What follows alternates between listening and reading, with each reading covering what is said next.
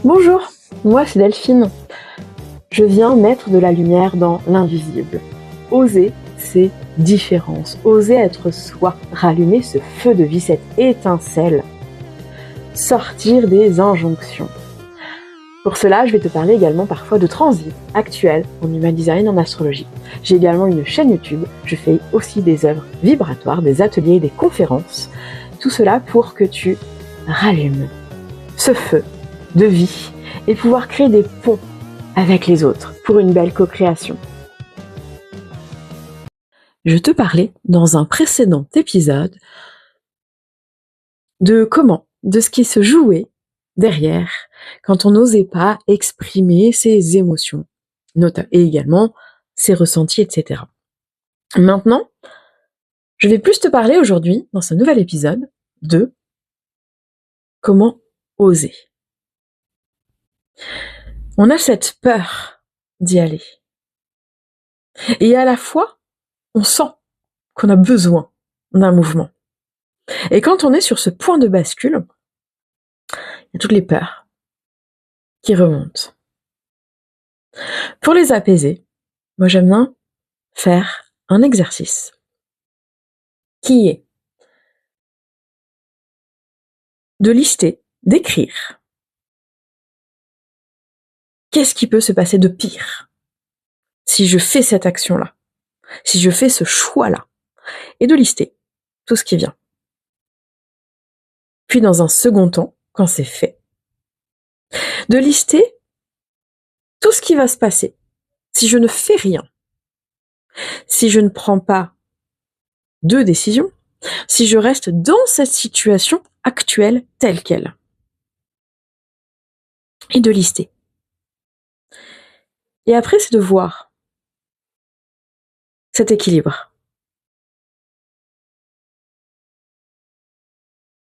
D'aller voir que, dans la première version, il y a souvent des peurs plutôt de type irrationnel. On n'est pas dans du concret. On est dans une réalité, mais pas dans une logique. Typiquement, oser, publier une vidéo, ou lancer un podcast, ou m'inscrire sur les réseaux sociaux et parler publiquement, etc.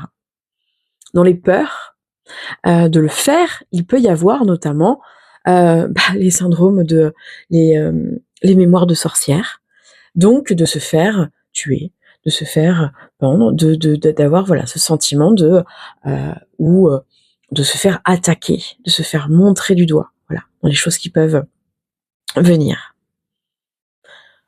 Aujourd'hui, on n'est plus tué parce que l'on parle librement, quel que soit le sujet, sur un réseau social, d'une manière publique. Donc, là, on n'est pas dans quelque chose de rationnel. Néanmoins, quand on liste ce qui se passe si je ne fais rien, là, on est dans du concret. Là, c'est quelque chose de plausible. Là, on est dans cette vie-là tout de suite et maintenant. Après, bien entendu, c'est à toi de voir laquelle finalement te panique le plus. Laquelle te dit te hurle le plus de non, pas ça. Surtout pas ça. Ce n'est pas possible, je n'accepte pas de finir comme ça, ou que ça se passe. Et de voir si, effectivement, derrière, il y a peut-être une peur d'y aller, une peur à libérer, ou c'est peut-être aussi parce que ce n'est pas la bonne solution, ou le bon moment. Mais toi, ça va te permettre de poser dans le concret, d'aller voir ce qui se cache derrière, d'aller vider ta tête, et de pouvoir après juger et faire ta balance personnelle. J'espère que cet exercice t'aidera. N'hésite pas à mettre en commentaire si c'est quelque chose que tu connaissais et si tu l'as essayé et ce qu'il t'a apporté.